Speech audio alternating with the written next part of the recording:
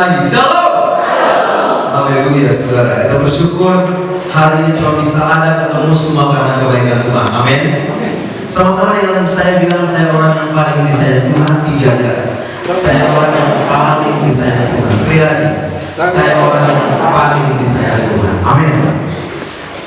Beberapa waktu yang lalu saya coba scroll TikTok dan saya dapat satu video singkat dari seorang hamba Tuhan. Dia bilang begini. Maka saya tanya, kira-kira hari ini walaupun mendung ada matahari enggak? Tapi mana? Tertutup oleh awan. Karena kalau nggak ada matahari masih malam ya. Itulah hidup kita saudara. Kadang-kadang kita berpikir bahwa Tuhan nggak ada, Tuhan nggak jawab doa. Tuhan sudah jawab doa. Cuma masih tertutup dengan pergumulan, tantangan, kadang-kadang juga masalah saudara. Padahal itu sudah ada. Kita tunggu waktunya saudara. Waktu tantangan itu hilang, maka kita akan menikmati kasih Tuhan yang besar. Amin saudaraku. Puji Tuhan. Kita bersyukur hari ini saudara kita masih ada, oleh karena kita akan sama-sama belajar firman Tuhan, dan firman Tuhan ini sangat memberkati saya saudara. Mari sama-sama kita lihat.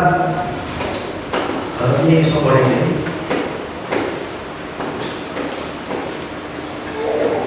Oke.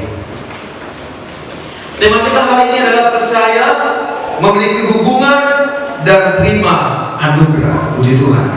Percaya, memiliki hubungan, dan terima anugerah. Kita akan sama-sama buka kitab kita saudara, Matius pasalnya yang ke-15 ayat 21 sampai dengan ayat yang ke-28. Kita akan baca bergantian. Saya akan baca ayat 21, baru saudara akan baca ayat 22, apa yang mereka kenal. Demikian kita bergantian sampai dengan ayat yang ke-28.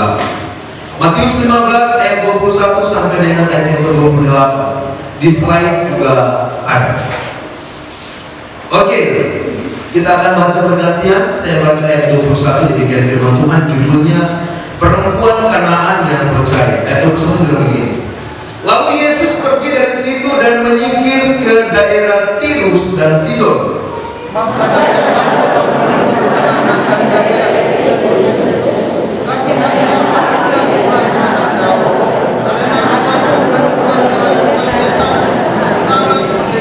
Tetapi Yesus sama sekali tidak menjawabnya. Lalu murid-muridnya datang dan meminta kepadanya, suruhlah ia pergi. Ia mengikuti kita dengan berteriak-teriak.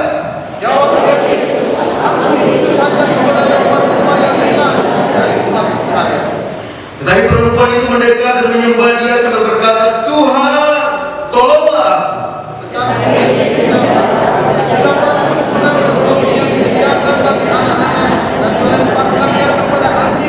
Kata perempuan itu, benar Tuhan, namun anjing itu makan remah-remah yang jatuh dari meja tuannya.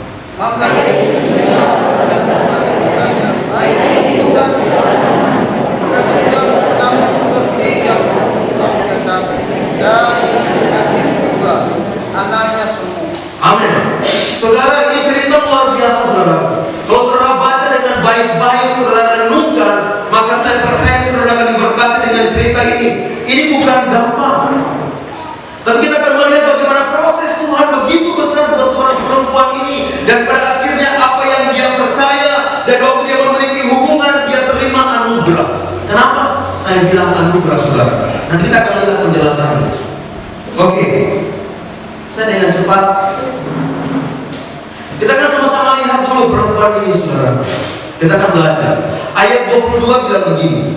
Maka datanglah seorang perempuan Kanaan dari daerah itu dan berseru, kasihanilah aku ya Tuhan, anak Daud, karena anakku perempuan kerasukan setan dan sangat menderita.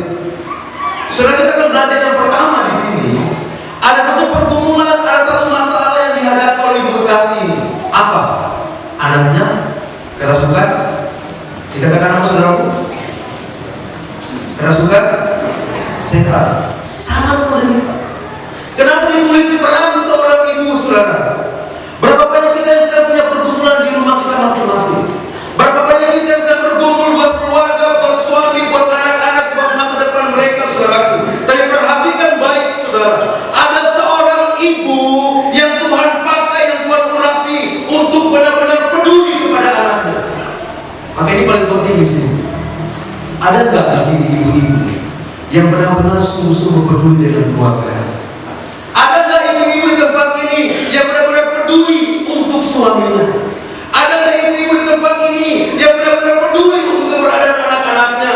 Dan dia tidak peduli dengan situasi, saudaraku. Dia datang cari Yesus, cuma satu tujuannya apa? Supaya anaknya dipulihkan. Saya lihat poin yang pertama ini luar biasa. Tapi nanti kita akan bahas tentang ibu-ibu. Bagaimana Tuhan bekerja dalam hidupnya dan bagaimana ada pemulihan. Apakah selesai sampai di situ waktu dia bilang kalimatnya begini ya? Kasihanilah aku ya Tuhan, anak Daud, karena anakku menderita dan seterusnya. Tetapi di bagian ayat ke-23, tetapi Yesus sama sekali tidak menjawabnya. Lalu murid-muridnya seterusnya melarang dia akan suruh dia pergi. Tetapi Yesus sama sekali tidak menjawab. Literatur yang saya baca, saudaraku, penafsirannya ada beberapa macam. Tapi yang sedikit, bukan yang sedikit, yang penjelasan mengenai tidak menjawab itu artinya Yesus cuek. Bayangkan, Yesus cuek. Nah, saya kasih tanda tanya. Kenapa Yesus cuek? Iya kan? Oke. Karena begini, saudara. Nah, ini yang saya ingin kita jumpai dalam kehidupan kita masing-masing. Ayat atau bagian yang pertama tulis begini. Mengapa Yesus tidak menjawab? Karena perempuan ini orang Kanaan dan bukan orang Israel. Saudara perhatikan apa yang dia bilang sama Tuhan Yesus. Yesus anak Daud. Harusnya yang panggil Yesus anak Daud itu siapa? Orang Israel. Dia orang Kanaan. Perhatikan, sampai sini paham ya kenapa Yesus tidak menjawab. Kenapa? Karena Yesus tahu yang berhak panggil Yesus sebagai anak Daud itu hanyalah orang-orang Yahudi yang merupakan keturunan Israel. Tapi perempuan ini, saudaraku, dia mencoba memanipulasi keadaan. Dia mencoba memanipulasi Yesus karena dia tahu betul bahwa Yesus datang buat orang Yahudi, sedangkan dia bukan. Nah, caranya bagaimana supaya Yesus tergerak hati? Oke, saya panggil juga Yesus anak Daud. Maka Yesus diam. Kenapa? Karena Yesus tahu bahwa memang betul dia datang hanya, makanya nanti Tuhan Yesus jelaskan seterusnya bahwa dia datang sebenarnya bukan untuk bangsa-bangsa lain. Saya datang untuk orang Israel. Berapa banyak kita saudara yang datang sama Tuhan pura-pura? Kadang-kadang juga saya begitu, saudara. Aku mengasihi, aku mencintai. Tapi apakah betul kita mengasihi, mencintai Tuhan? Tuhan, mau sungguh-sungguh. Apakah betul kita sungguh-sungguh? Kadang-kadang supaya kelihatannya Tuhan tertarik dengan kita, kita coba memanipulasi keadaan, memanipulasi diri, supaya dengan keadaan seperti itu kita berkata bahwa Tuhan akan jawab doa saya akan rajin pelayanan, saya akan sungguh-sungguh begini, supaya waktu saya buat demikian, Tuhan akan mengasihi saya, Tuhan akan memberkati saya, Tuhan akan jawab doa saya. Apakah seperti itu? Tidak, saudara. Perempuan ini dia coba-coba untuk bilang sama Tuhan, Yesus anak Daud. Apakah salah panggilan ini? Tidak salah. Tetapi yang memanggil dengan Yesus anak Daud, dia tidak berhak. Kenapa? Karena yang berhak memanggil Yesus anak Daud haruslah orang Yahudi keturunan dari anak Daud. Sedangkan orang Kanaan, orang kafir yang bukan garis keturunan orang Israel, sehingga dia tidak berhak sama sekali untuk berkata Yesus anak Daud. Makanya Tuhan diam. Kenapa? Karena dia tahu yang memanggil ini.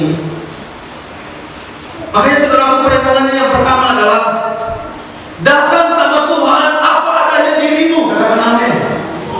Kalau memang kita hancur, datang sama Tuhan dengan keberadaan kita. Kalau memang kita gak berhasil, datang sama Tuhan dengan keberadaan kita. Gak usah kita pura-pura, saudara. Kenapa? Karena Tuhan tahu cerita hidup kita. Tuhan tahu ceritamu. Tuhan tahu hari ini kau punya pergumulan. Gak usah tutup-tutupin sama Tuhan. Datang apa adanya.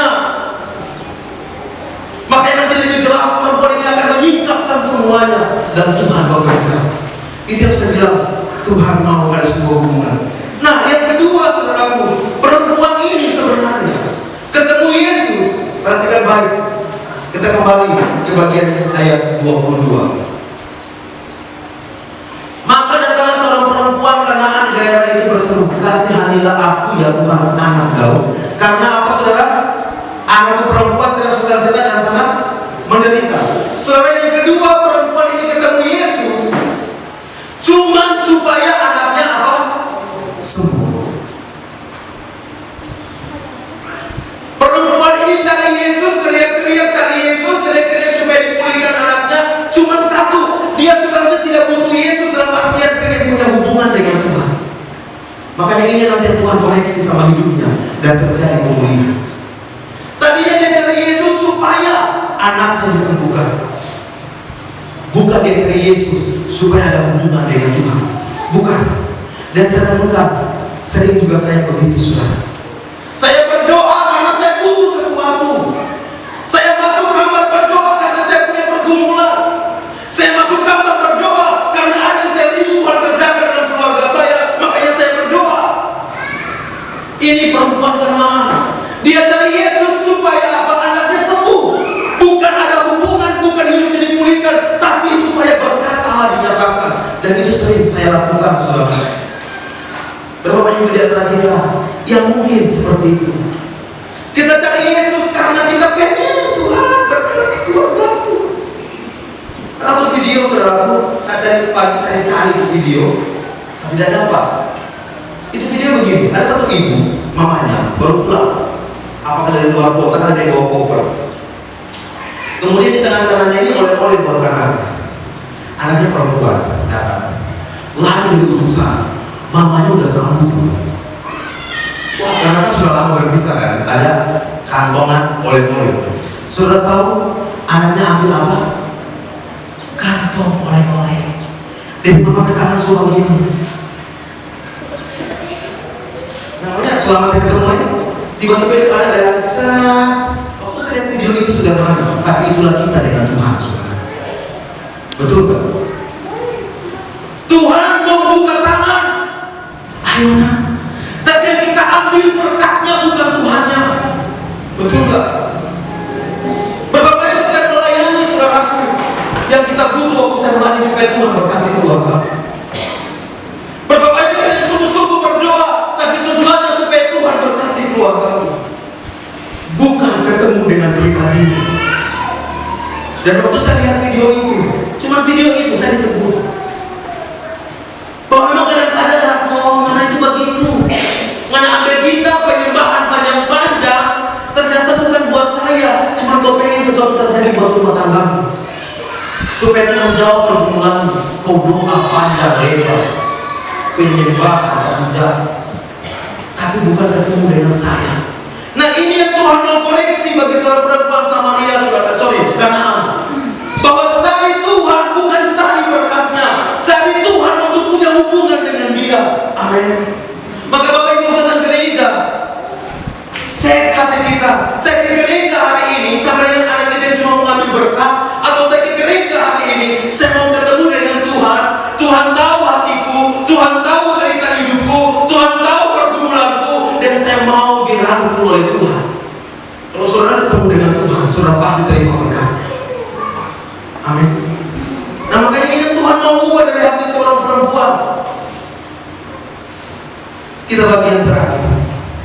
Saudara lihat. Tetapi perempuan itu, ya kan, kita kembali dulu biar lebih jelas. Yesus bilang begini nih.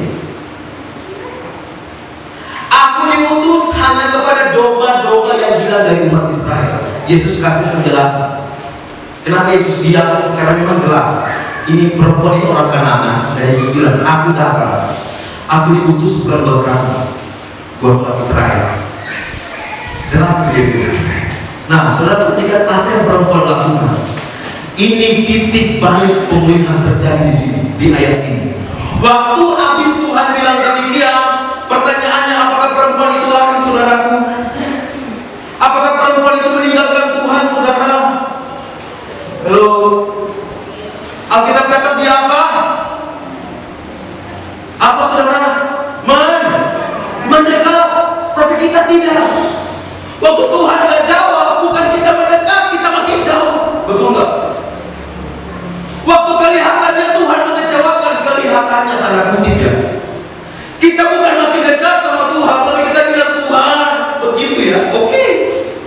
orang lain dari Tuhan. Tapi perempuan ini, waktu Yesus bilang, aku datang hanya buat orang Israel. Perempuan ini bukan lari. Dia semakin dekat sama Tuhan. Artinya apa? Dia mau punya hubungan dengan Tuhan. Kalau tadi dia panggil Tuhan cuma buat anaknya disembuhkan, tapi selanjutnya ceritanya berbeda. Dia ketemu dengan Tuhan. Dia mau dekat. Dia mau punya hubungan. Bahkan bukan cuma di situ Alkitab catat. Dan aku saudara menyembah. Di sini titik balik Tuhan berikan dia menyembah dia. Ini yang Tuhan mau. Menyembah bagi bangsa Israel, saudara, itu berlutut. Itu menyembah. Menyembah artinya hormat, takut, kagum. Itu menyembah. Kalau tadi dia panggil Yesus hanya untuk berkat, tapi di cerita selanjutnya dia datang sama Tuhan bukan lagi berkat, tapi dia mau ada pemulihan di situ, saudara. Hidupnya dipulihkan. Makanya ceritanya luar biasa. Tuhan, tolonglah aku. Dia nggak bilang lagi anaknya. Tuhan, tolonglah aku. Tuhan, tolonglah aku. Anaknya mana? Dia suruh lupakan. Cukup anak kita pertama dia bilang sama Tuhan. Tapi yang kedua dia bilang apa? Tuhan, tolong hidup saya. Tolong hidup saya Tuhan. Kenapa? Karena dia tahu bahwa dia bukan orang Israel, tidak layak terima anugerah Tuhan. Makanya waktu Tuhan bilang demikian, dia dekat sama Tuhan. Dan bukan cuma dekat, dia menyembah. Artinya dia mengakui Yesus sebagai Tuhannya. Dia mengakui Yesus sebagai Allah yang hari itu. Makanya dia menyembah. Dia percayakan hidupnya. Dan dia bilang, Tuhan, tolong aku. Waktu dia bilang, Tuhan tolong aku, apakah selesai? Tidak. Tuhan bilang begini, tidak patut. Bayangkan orang seberlutut di kita, seberlutut. Pas dia bangun bilang, tidak patut. Ya, Yesus bilang, mengambil roti yang disediakan bagi anak-anak dan diberikan kepada anjing. Tapi waktu yang luar biasa ini adalah, bayangkan dia semua menyembah Tuhan Yesus, tapi Tuhan bilang kalimat ini, tidak patut mengambil roti, artinya berkat yang disediakan buat orang Israel. Kamu tidak patut terima untuk orang kafir, kira-kira begitu, di luar Israel. Tapi apa dikatakan ayat 27? Benar Tuhan, namun anjing itu, saudara, waktu dia bilang anjing, dia akui keberadaannya. Berapa banyak kita yang datang sama Tuhan gak mau akui, Tuhan saya ini suami yang gak baik buat istri. Waktu menyembah bilang itu, saudara, ibu-ibu, akui kita gak baik melayani suami. Waktu penyembahan datang, Tuhan, suamiku masih marah saya begini-begini. Tuhan, ini saya. Anak-anak, jangan sosokan. Akui bahwa kamu juga gak menjadi berkat buat papa mama. Waktu datang sama Tuhan, Tuhan, aku anak yang menjadi berkat. Ini yang perempuan katakan, saudaraku. Dia bilang anjing ini, orang kafir ini, terima remah-remah dari meja Tuhan. Dia tidak layak terima keselamatan, tapi dia bilang apa? Tapi anugerah itu dia percaya. Makanya Tuhan bilang iman luar biasa. Dia percaya bahwa keselamatan itu juga akan dianugerahkan bagi bangsa-bangsa lewat orang Israel. Maka dia bilang remah-remah yang jatuh dari meja Israel. Artinya apa? Kayak kita juga, ini kita terima remah-remah Bapak Ibu Saudara. Keselamatan yang kita terima itu remah-remah dari bangsa Israel, karena Tuhan datang buat mereka. Tapi kita terima remah-remah ini sama yang perempuan Kanaan. Makanya yang Tuhan mau di sini adalah pengakuan bahwa Dia adalah Tuhan, dan bukan cuma itu, adanya hubungan yang Tuhan mau pulihkan, saudaraku. Bahwa benar engkau gagal, benar engkau salah, benar kita kacau, tapi Tuhan mau kita datang apa adanya. Tuhan, aku ini kacau Tuhan, aku butuh anugerah. Itu yang Tuhan mau, saudara. Pernah nggak kita aku ibu-ibu kalau atau kita cuma bilang, ih, mentari suami. So tahu begini kok menikah apa? Maka tadi yang Pak SW ini bilang, itu umur, maka saya juga waktu pranikah Begitu. Tahu tuh, dari suami begini tuh. Ini dari kelakuan begini, tahu tuh. Nanti jangan jadi masalah dari kelakuan ini. Karena sebelum menikah begini sudah. Jangan nanti pas menikah, oke Pak. Dia begini. Sebelum menikah, kelakuannya sebegitu dan kau terima. Jangan protes. Bapak-bapak masih pacaran terus kau dia cerewet. Kita menikah juga. Nanti pas menikah kalau protes, kita mengatakan cerewet. Sebelum menikah kalau sudah tahu, kenapa masih mau menikah dan akhirnya protes? Gak boleh. Gak boleh sekarang. Makanya Tuhan mau datang apa adanya. Apa adanya, akui siapa ini kita. Kita butuh Tuhan. Kita butuh hubungan yang dipulihkan. Kita butuh Tuhan yang memulihkan saudara dan saya. Kita butuh Tuhan yang memulihkan hidup kita.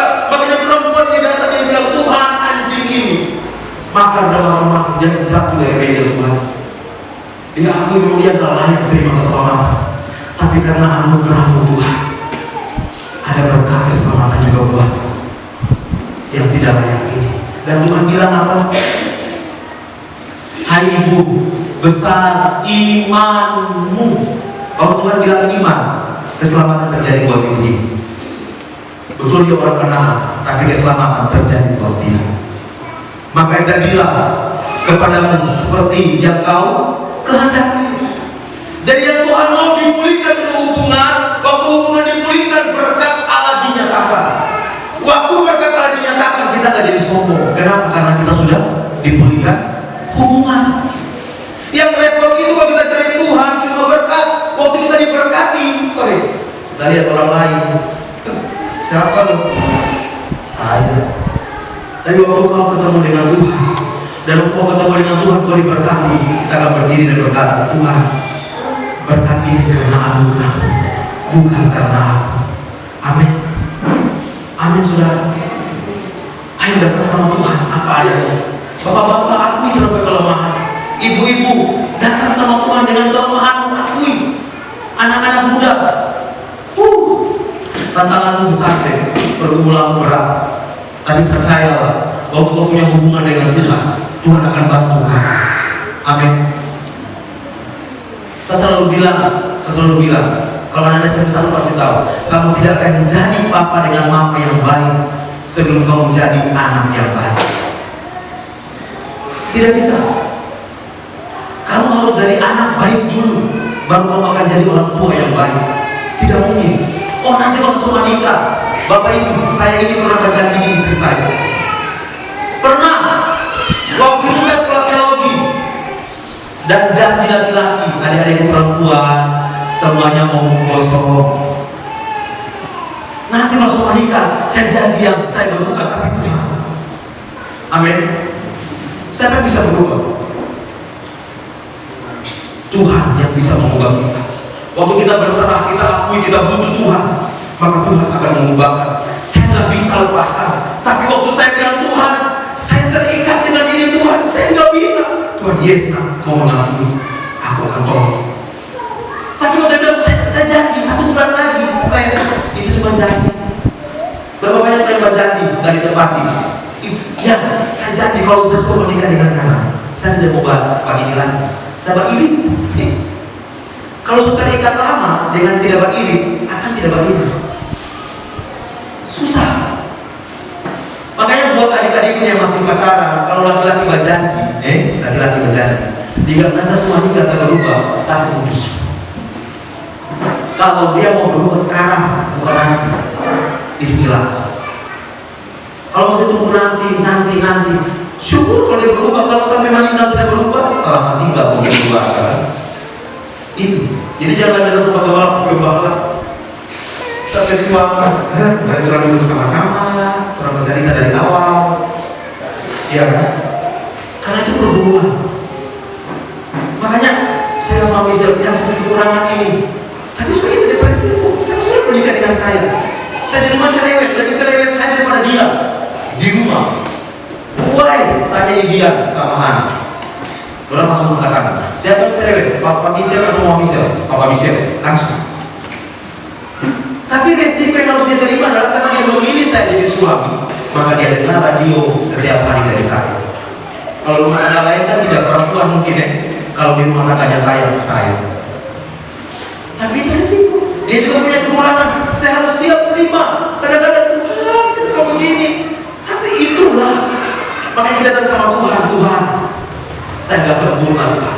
Ini kelemahan saya. Tuhan, aku butuh Tuhan. Tolong, kata perempuan ini. Tuhan, tolong saya. Anak-anak kalau kamu juga minta tolong sama Tuhan. Satu keluarga minta tolong. Kira-kira apa yang terjadi di rumah tangga? Ada pemulihan tidak? Ada. Waktu suami aku ini, Tuhan, saya belum jadi suami yang baik, saya belum jadi papa yang baik. Tuhan, tolong. Istri juga dengan suami berdoa, dia juga masuk di kamar sendiri. Tuhan, saya juga belum bisa kasih perhatian sama suami sampai anak-anak. Tuhan, tolong. Anak-anak dia dengar, dia juga pergi di dapur. Tuhan, terima kasih buat papa dengan mama, tapi saya belum jadi berkat buat mereka. Tuhan, tolong. Waktu semua minta tolong, saya mau bilang terjadi pemulihan. Tapi kalau cuma ibu-ibu yang berdoa, bapak-bapak, bisa sih. Tapi tadi suara patah hati masih menunggu. Ya apa? Jadi proses begitu.